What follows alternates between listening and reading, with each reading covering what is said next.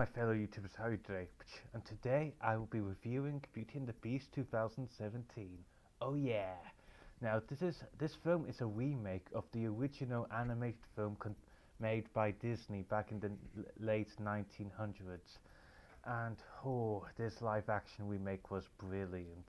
Absolutely brilliant. Well, the story for this film goes exactly as the animated counterparts did. It shows how the beast, well, turned into a beast. At first, he's vain, self-absorbed, overtaxing price, using large amounts of taxes to buy fine objects like jewelry, golden objects. A lot of rich stuff. But then, I mean, and he even hires beautiful women to dance around him as he just wanders through it all. But then an old lady comes. I'm asking for some shelter from the bitter cold.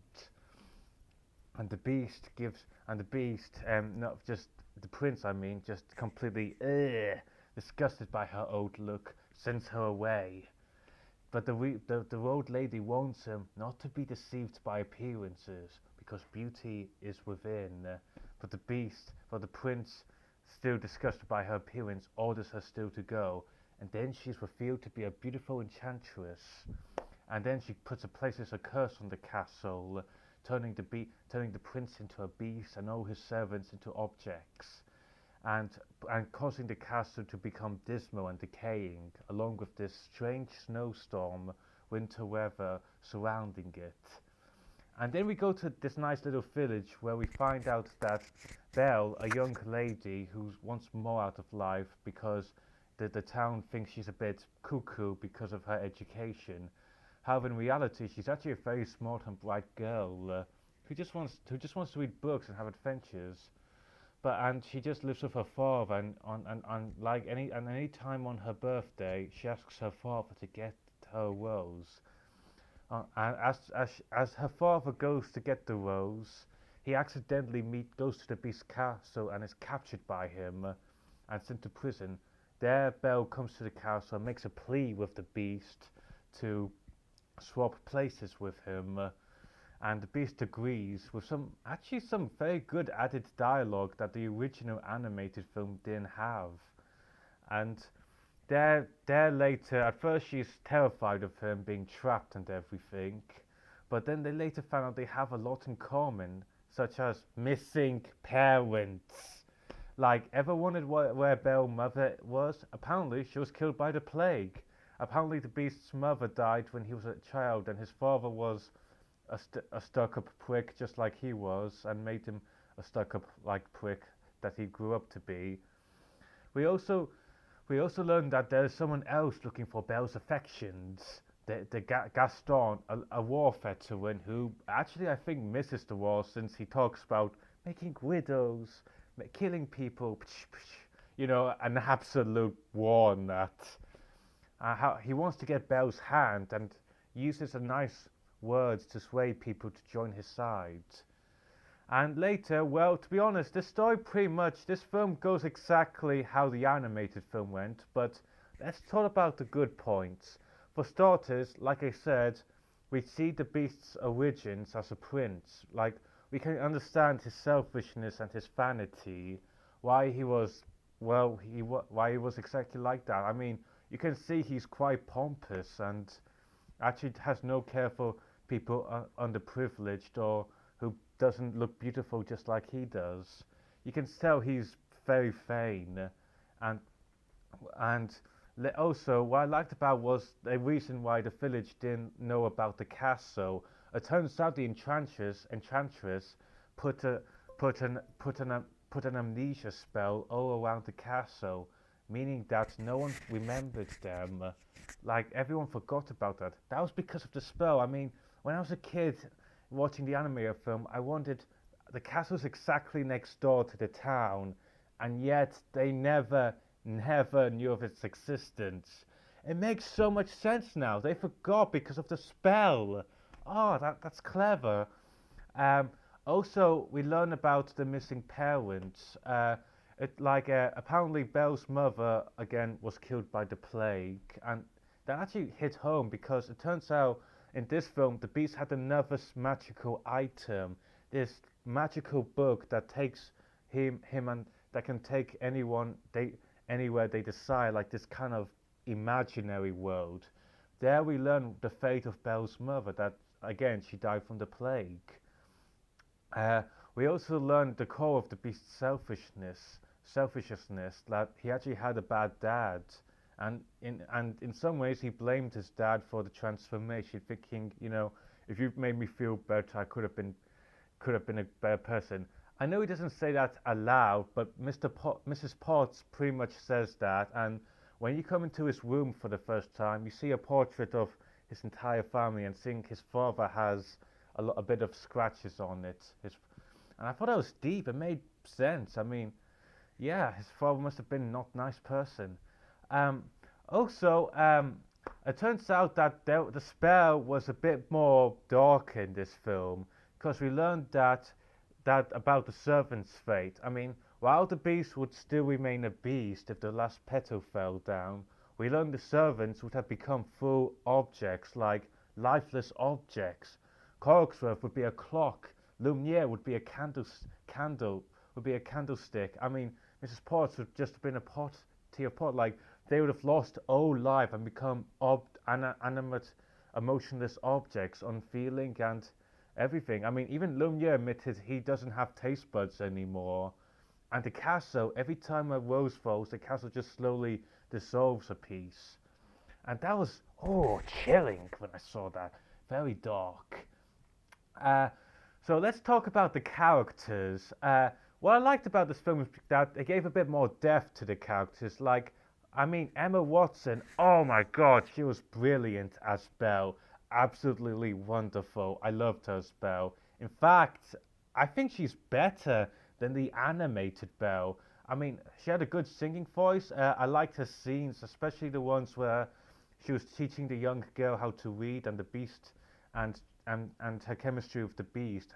Turns out they both like Shakespeare, and I also like that she was a bit smarter than the other Belles, since she was actually planning to escape from the castle. Actually escape. So yeah, she was a good girl, and when she went, and she didn't change her dress when she went to save her father Maurice. She actually went straight there to save him, and she didn't have any troubles trying to help the beast in his final battle with Gaston. So for that, I think Emma Watson was an excellent Belle. I thought she was great in it. The beast, again, like Belle, he was brilliant. I like this additional depth they gave to him. What makes him different from the animated beast is that he actually knows how to read, and he's actually quite intelligent. Like, he's able to joke about Belle about the books she likes, and he finds Romeo and Juliet trivial compared to, Macbeth and Hamlet and other Shakespeare works. Uh, and he even is a funny guy when you get to know him. But I liked at the beginning he was very threatening, like the other beasts, hiding in the shadows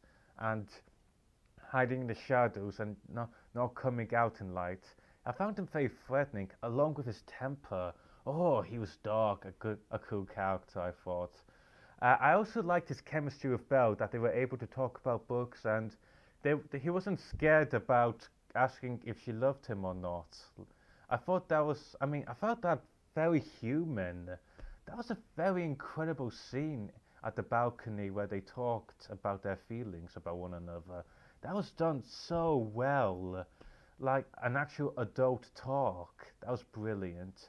Um, Belle's father, Maurice, I like him more than the animated version, because he was kind of a badass. I mean, he wasn't scared to stand up to the. Like Maurice. He was a bit of an inventor, but unlike the previous time, he wasn't going to show off an invention. He was more of a clockmaker.